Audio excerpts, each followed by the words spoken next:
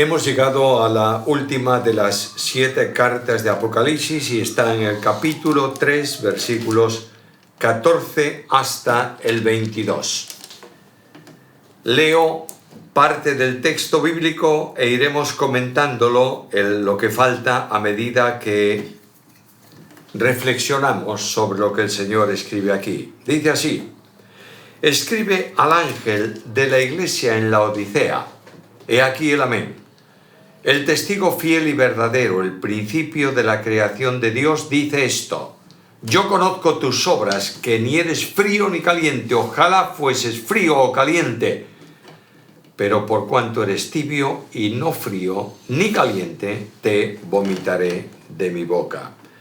Versículo 21. Al que venciere le daré que se siente conmigo en mi trono, así como yo he vencido y me he sentado con mi Padre en su trono. El que tiene oído, oiga lo que el Espíritu dice a las iglesias.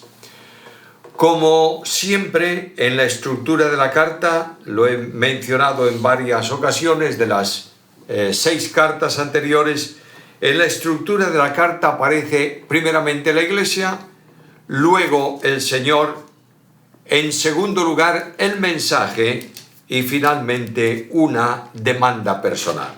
Primeramente la iglesia. Versículo 14, escribe al ángel de la iglesia en Laodicea.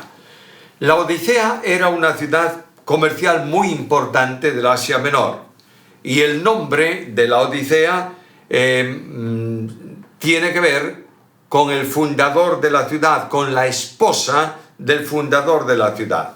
Laodicea es un nombre compuesto por 2 voces griegas, lao y dike, que significa pueblo y juicio, también castigo, castigo del pueblo o juicio del pueblo, o también podría ser gobierno del pueblo. Entre los años 50 y 60 de la era cristiana, una serie de terremotos destruyeron la ciudad totalmente. El emperador romano envió a preguntar qué necesitaban para reconstruir la ciudad y recibió como respuesta la misma frase que está en el versículo 17. Tú dices: yo soy rico, me he enriquecido y de ninguna cosa tengo necesidad. No aceptaron la ayuda de Roma. Dijeron: yo tengo riqueza suficiente para reconstruir la ciudad. La ciudad tenía grandes recursos, porque entre otras cosas las oficinas bancarias de entonces estaban generalmente en manos de los sacerdotes de los templos o de la institución del templo de algún dios, y ella tenía muchos recursos monetarios que depositaban allí. Tenía también fábrica de telas y de alfombras, y tenía un colirio que fabricaban para aquellos que habían atravesado el desierto y venían con los ojos irritados. Va a mencionarse un poco más abajo. Por tanto, el entorno social donde está la iglesia condiciona también el mensaje. Hago un paréntesis aquí. No podemos interpretar las cartas fuera del contexto o al margen del contexto social que se escribe, porque entonces perderemos de vista que el contexto social de entonces muchas veces no es el mismo contexto social de hoy. Quiero hacer una afirmación clarísima para que nadie entienda mal. La Biblia tiene la misma interpretación siempre, pero distinta aplicación según el tiempo que transcurre, sin rehusar a la verdad interpretativa del texto bíblico. Una peculiaridad más de esta ciudad es que, además de ser rica, de ser poderosa socialmente hablando, tenía unos manantiales termales que estaban situados a unos cuantos kilómetros de la ciudad, no demasiado distantes, y de esos manantiales termales salía agua hirviendo. Se canalizó esa agua a la ciudad, de manera que cuando el agua hirviendo llegaba a la ciudad ya no estaba hirviendo. Era agua tibia, se utilizaba para muchas cosas, baños dentro de la ciudad, usos domésticos también, pero llegaba tibia, era agua tibia, nadie podía beber esa agua sin sentir cierta náusea por la condición del calor, especialmente del grado térmico de esa agua. Ahora está la iglesia, y como la mayor parte de las iglesias, salvo algunas que específicamente, como Éfeso, se cita el establecimiento de la iglesia, no se sabe quién fundó la iglesia en la Odisea. La historia tradicional de la iglesia dice que fue Epafras, aquel colaborador de Pablo que era cristiano de Colosas, Colosenses capítulo 1, versículo 7 y capítulo 4, versículo 2. Bueno, no tiene importancia, el Espíritu no revela quién fue el fundador de la iglesia en la Odisea, pero sabemos que allí había una iglesia y debía ser una iglesia socialmente hablando importante. Después de la iglesia está el Señor. El Señor tiene 3 títulos aquí. El primero es el Amén. En el Antiguo Testamento hay una referencia a Dios en Isaías capítulo 65, versículo 16, que la Septuaginta traduce como el Dios de verdad. Literalmente se lee en el hebreo antiguo el Dios del Amén. Es decir, el Dios que afirma contundentemente y cumple aquello que promete. Dios es garantía firme y fiel de todo cuanto ha determinado.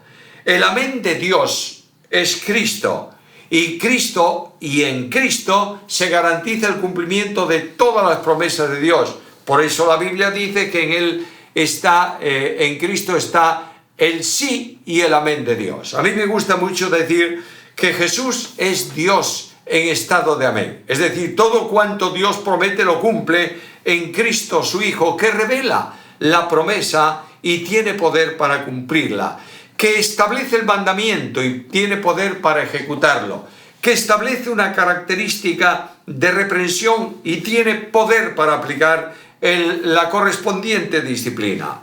Es el amén. Lo que va a decir es verdad absoluta, pero algo más. Es también el testigo fiel y verdadero. Testigo es el que da testimonio de un acontecimiento. Alguien puede equivocarse en lo que dice y dar un testimonio diferente, aunque no lo haga con intención. Vemos un accidente, un coche en la calle, un vehículo chocó contra otro vehículo. Y cuando la policía viene y pregunta a los que están allí, ¿usted vio el accidente? Y hay 2 que dicen, sí, yo lo vi. ¿Y cómo ocurrió? Alguno dirá, es que el coche de adelante frenó demasiado y el de atrás no pudo evitarlo. Y otro dirá, es que el de atrás venía muy rápido y no pudo frenar. Están dando un testimonio verdadero, pero diferente porque es subjetivo, conforme a lo que cada uno de ellos ha visto. Pero Dios no se conforma con lo que hay en el exterior. Dios mira en el interior de la iglesia y Dios conoce lo que ocurre en la intimidad de aquella congregación y no testifica por apariencias, testifica conforme a lo que Él conoce y ha visto. Cristo vino al mundo además para dar testimonio de la verdad. En Juan capítulo 18, versículo 37, es lo que dice a Pilato, yo he venido para dar testimonio de la verdad. Claro, Pilato va a decir, ¿y qué cosa es la verdad? Bueno, pero Cristo vino para dar testimonio de la verdad de forma absoluta y verdadera, valga la redundancia, porque Él es el camino y es también la verdad. Dios conoce la intimidad y no testifica por apariencias. Toda la revelación de Dios, además, se expresa por medio de Cristo. No hay nada revelado que no esté revelado en Cristo y por Cristo. Es verdad que la Biblia es la revelación escrita de Dios. Es lo que el hombre necesita y suficiente para conocer a Dios. Pero Cristo supera a la revelación bíblica porque Él es la revelación absoluta, exhaustiva. Es el verbo, es el discurso que define, que revela, que expresa la verdad de Dios. Y Cristo es el que va a dar testimonio porque es el verbo eterno manifestado en carne. Tercera cosa, Cristo se califica aquí como el principio de la creación de Dios. Y notaréis que en todas las cartas hay siempre alguna vinculación con la omnipotencia. Si Cristo es el principio de la creación de Dios, quiere decir que la creación de Dios fue hecha en Cristo, por Cristo y para Cristo. Algunos de los que niegan la deidad de Cristo en el tiempo presente dicen precisamente de esto, de que el principio de la creación, que fue la primera cosa o el primer ser creado por Dios. Pero yo llamo vuestra atención a la explicación que Pablo da de esto en Colosenses capítulo 1, versículos 15 y 16. Y hablando de Cristo dice, Él es la imagen del Dios invisible, primogénito de toda la creación, porque en Él fueron creadas todas las cosas, las que hay en los cielos, las que hay en la tierra, visibles e invisibles, sean tronos, sean dominios, sean principados, sean potestades. Todo fue creado por medio de Él y para Él. Todo fue creado en Él. Luego, no es que Dios haya creado a su Hijo, le haya comunicado vida y después lo utiliza como instrumento para crear. Es que la razón de la creación, la causa de la creación, el sea de la creación, es Cristo mismo, principio de la creación de Dios. Nada tiene que ver esto con el origen, que siendo eterno no tiene origen, sino que este principio de la creación de Dios es precisamente el instrumento vital que permite la ejecución de la creación de Dios. De manera que, por esta razón, hay una identificación absoluta con el Padre. De ahí que Cristo diga en su ministerio aquí en la tierra, el que me ha visto a mí, ha visto al Padre. Y este Dios invisible que, como Pablo dice escribiendo a Timoteo, nadie ha visto ni puede ver jamás, se manifiesta, se revela en el Hijo, que es el principio, la causa, la razón de toda la creación de Dios. Después de la presentación de Cristo viene el mensaje. Y lo primero que encuentro es la descripción de una situación. Versículos 15 y 16. Yo conozco tus obras, que ni eres frío ni caliente. Dios está hablando de una situación que concuerda, que está presente en esta iglesia. Y dice, ojalá fueses frío o caliente. Eran tibios, creyentes que no eran ni calientes ni fríos. El frío puede ser calentado o cambiado comunicándole vida. Una persona que está muerta está fría. Y una persona pecadora, en el sentido de que no tiene vida, está también espiritualmente muerto, está frío. Pero el Espíritu de Dios puede comunicarle vida al que cree. Un hombre ferviente, un creyente espiritual, un creyente fuerte, está actuando bajo el poder del Espíritu y está actuando con el calor del Espíritu. Esta es la vida requerida para los creyentes. En Romanos capítulo 12 y versículo 11 se habla precisamente de esto, fervientes en el Espíritu. Las iglesias que no están viviendo bajo la dirección y el control del Espíritu Santo son iglesias que, si realmente están formadas por creyentes, tienen vida, pero no tienen el calor del Espíritu. Son iglesias tibias, que no tienen calor y poder espiritual. El problema es serio, versículo 16. Porque eres tibio, no eres frío ni eres caliente, te vomitaré de mi boca. El texto griego es muy enfático aquí, muy ilustrativo. Lo voy a decir de otra manera. Como no eres caliente y no eres frío, me das náuseas. Y estoy a punto de vomitarte de mi boca. La gracia está advirtiendo de que puede producirse una grave situación. Podemos llevar la cruz, pero no vivir a la sombra de la cruz. Y aquí está produciéndose una situación de suma dificultad y de grave riesgo en la iglesia. Esta iglesia que es tibia porque no está funcionando en el poder del Espíritu es como tiene que ser quien no vive en el Espíritu, orgullosa y arrogante. Versículo 17. Porque tú dices, yo soy rico, me he enriquecido, de ninguna cosa tengo necesidad. Es decir, no tengo necesidad de nada porque he alcanzado todo. Nota que no dice, Dios me ha enriquecido, que pudiera valer.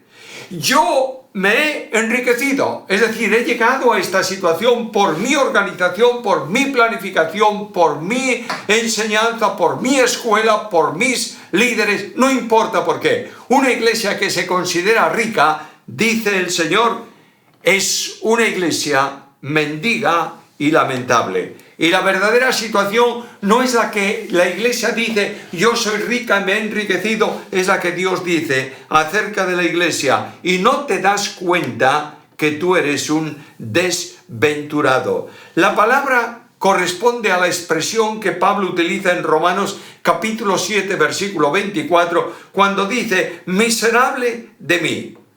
La bienaventuranza perfecta, la dicha perfecta, se alcanza cuando se vive en dependencia de Dios.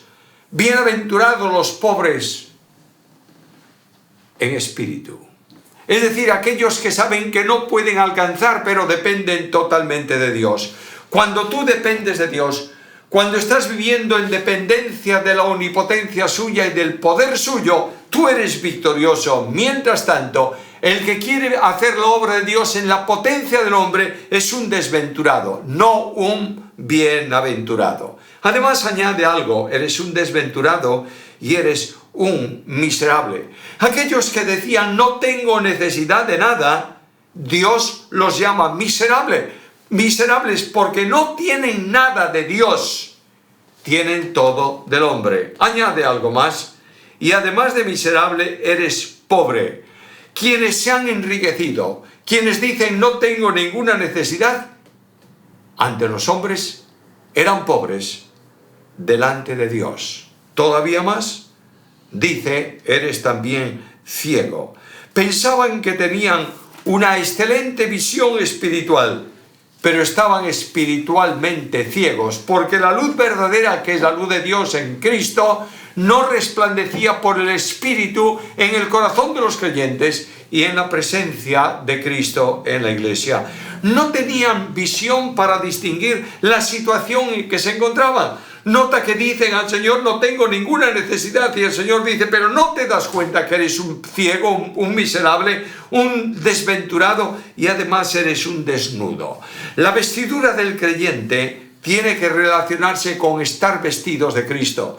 Cuando tú crees en Cristo, Cristo te cubre y lo que el mundo ve de ti es a Cristo precisamente. Por eso, revestidos de Cristo, el mundo encuentra el testimonio de aquel que, rodeando externa e internamente al creyente, se manifiesta en su vida. El mundo tiene que ver a Cristo en la vida de los cristianos. Eran ricos, estaban llenos de arrogancia, pero estaban desnudos delante de Dios. Y aquel que detecta esta situación da un consejo, versículo 18, por tanto te aconsejo. Primera cosa, que de mí compres oro. ¿Cómo puede un mendigo, un pobre, comprar oro? Ninguna de las riquezas de Dios pueden comprarse con la miseria del hombre. Y en esto es un llamamiento a volver a su gracia. Porque el Señor dice en Isaías capítulo 55 y versículo 1 estas palabras: a todos los sedientos, venid a las aguas, y los que no tienen dinero, venid, comprad y comed, venid, comprad sin dinero y sin precio vino y leche. No hay otra dirección, no hay otro recurso que volverse a Jesús. Solo en Cristo está la plenitud de Dios, el poder de Dios y las riquezas de Dios. Dios bendice a los creyentes con la gracia que hay en Cristo desde los lugares celestiales. El primer consejo es compra oro, es decir, vuelve a mí. El oro es figura de la deidad y de alguna manera están diciendo vuélvete a aquel que puede satisfacer todas tus necesidades y darte la provisión de poder que necesitas. Además, compra también vestiduras blancas. Los vestidos propios del cristiano, que no son suyos, sino una expresión de la gracia, son blancos. En el Nuevo Testamento, simbólicamente hablando, el cristiano está revestido de Cristo, y las vestiduras blancas son las vestiduras que no se han ensuciado con el pecado. Tal vez alguno en la iglesia, en Laodicea, podría decir: yo no practico el pecado, no practico la inmoralidad, no voy a lugares incorrectos, soy una persona que estoy en mi casa honestamente viviendo, que vengo a la congregación, que canto las alabanzas en el culto, que practico el culto y la ofrenda también. Pero lo que dice Dios es que las vestiduras blancas son aquellas que dependen de las acciones justas de los santos, es decir, las que se realizan en comunión plena con Cristo. Dios nos ha hecho en Cristo justicia de Dios en Él. La tragedia del pecado en la iglesia es muchas veces la arrogancia de la iglesia. Satisfechos de nuestra historia. Esta iglesia tiene mucho tiempo aquí. Satisfechos de nuestra doctrina, somos enormemente ortodoxos. Satisfechos de nuestra organización, nadie más organizado que nosotros. Satisfecho de lo que estamos haciendo, mira mis obras.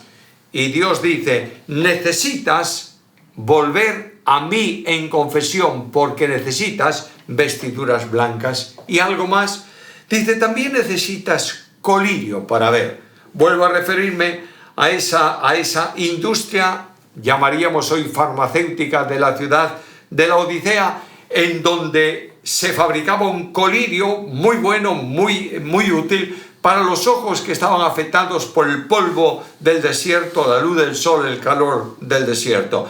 Dios dice: compra colirios porque necesitas discernimiento espiritual para ver conforme al propósito de Dios. Una visión clara mediante la acción del Espíritu Santo. La iluminación del Espíritu es necesaria para ver las cosas profundas de Dios. Carta primera a los Corintios, capítulo 2 y versículo 10. Necesitamos una visión renovada, una visión que alcance nuevas cotas, una visión que permita ver el camino trazado por Dios y caminar por Él. Una visión que permita entender cuál es el plan de Dios para el tiempo presente y ejecutarlo conforme a su voluntad. Una visión que nos permita ver que no somos nosotros, sino que es Dios en nosotros. Una visión que nos permita descansar en las fuerzas de Dios y no en las fuerzas personales. Una visión que nos haga entender que el creyente alcanza el mayor título posible de honor aquí en la tierra cuando es siervo de Dios. Y después del consejo, la advertencia. Versículo 19. Yo reprendo y castigo a todos los que amo. Sé pues celoso y arrepiéntete. Es una exhortación impactante. Reprendo y castigo. Está diciendo: no voy a permitir por mucho tiempo una situación de arrogancia espiritual de este modo. Voy a venir a ti para reprenderte y limpiarte. Y ahora, mis hermanos y amigos, el versículo, perdonadme que lo seleccione, más impactante de esta carta. He aquí, yo estoy a la puerta y llamo. Si alguno oye mi voz y abre la puerta, entraré a él y cenaré con él y él conmigo. ¿Cuántas veces este texto se ha citado para el cierre de una predicación del Evangelio? ¿Cuántas veces hemos predicado y se ha dicho: la puerta es el corazón tuyo, el que llama es Jesús, quien tiene que abrir la puerta eres tú? Pero no está hablando de inconversos, está hablando de cristianos. Lo que está diciendo es enormemente impactante. Jesús, el Señor de la iglesia, está a la puerta de la iglesia. La iglesia ha colocado al Señor fuera porque tiene ella poder suficiente para hacer las cosas. El Señor está colocado fuera porque el que tiene las riquezas absolutas de Dios no es necesario cuando la iglesia se ha enriquecido a sí misma. Y lo que está diciendo el Señor aquí es un llamado, un llamamiento a la restauración de la comunión con Él. Imagínate esto, permíteme ilustrarlo de esta manera. Imagínate en el contexto de hoy que estamos entrando al culto del domingo por la mañana. Estamos accediendo al templo donde vamos a tener el culto y ahí en la puerta está Jesús. Y a Jesús no le dejamos entrar en el culto. Y el Señor a cada uno de los que van a entrar por la puerta le dice: oye, escúchame, ¿me permites entrar en tu vida? No me quieren en la iglesia, pero ¿me permites tú entrar en tu vida? El Rey aguarda en espera de un mendigo para restaurarlo. Y el llamamiento del Señor a la iglesia hoy y ahora es muy sencillo. Habrá alguien que me abra la puerta para una restauración espiritual. Soberanía y responsabilidad humana juntas en el versículo. El soberano llama, el creyente responde. Y aquel que responde y dice: sí, Señor, tengo que cambiar de orientación, cambiar de rutina, cambiar de rumbo, cambiar de forma, tiene una promesa personal del Señor. Al que venciere, le daré que se siente conmigo en mi trono como yo he vencido y me he sentado con mi Padre en su trono. Voy a darle el honor del reconocimiento de vencedor, no por él, sino por mí. Yo te aconsejo que de mí compres. Está llamándonos a un regreso sin condiciones al Señor. Nadie puede cambiar la marcha de una iglesia, nadie puede cambiar la perspectiva de una vida cristiana, nadie puede reestructurar de forma concreta, conforme a la voluntad de Dios, al hombre que ha creído en Dios más que Dios mismo. Y solo Dios está llamando al creyente hoy para un encuentro personal con Él en arrepentimiento y en renovación de fe. Se cuenta que aquel gran músico llamado Mendelssohn visitaba las iglesias de la campiña en busca de órganos de tubo. Aquellas iglesias antiguas tenían órganos de tubos y Mendelssohn iba muchas veces para tocar los instrumentos o para escuchar el instrumento. Entró una vez en una iglesia y oyó el órgano y subió por la escalera que llevaba donde estaba la consola del órgano y allí abrió la puerta despacio y dentro estaba un organista ya mayor, un hombre de edad, tocando el órgano. Mendelssohn escuchó un ratito y de pronto tocó en la espalda del organista y le dijo: ¿me permitiría tocar el órgano un momento, por favor? El organista se volvió a él extrañado y le respondió: el órgano solo puede ser tocado por el organista. Mendelssohn calló y siguió allí. Al cabo de un poco volvió a tocarle: ¿me permitiría, por favor, un momento solo tocar el órgano?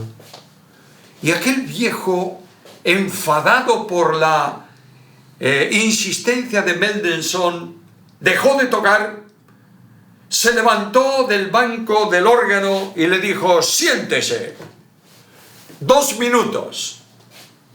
Mendelssohn se sentó, metió todos los registros del órgano para adentro, sacó una nueva registración, puso los dedos en el teclado y comenzó a tocar. El viejo organista sintió sonar aquel órgano que había tocado durante tantos años como nunca antes lo había escuchado. Poco a poco se fue emocionando. Mendelssohn seguía con la interpretación de su música y de pronto el organista tocó en el hombro de Mendelssohn y le dijo: ¿quién es usted? Y Mendelssohn, sin dejar de tocar el órgano, miró al organista y le dijo: yo soy Mendelssohn.